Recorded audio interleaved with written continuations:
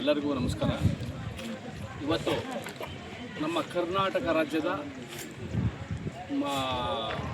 ಮಾಜಿ ಉಪಮುಖ್ಯಮಂತ್ರಿಗಳಾದ ಡಾಕ್ಟರ್ ಅಶ್ವಥ್ ನಾರಾಯಣಗೌಡರದು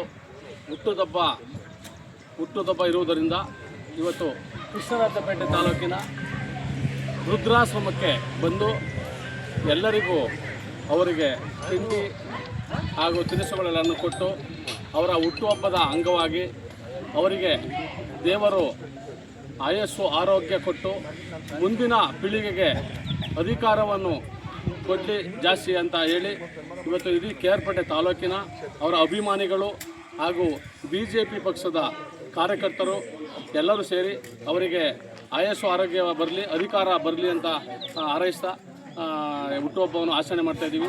ಜೈ ಕರ್ನಾಟಕ.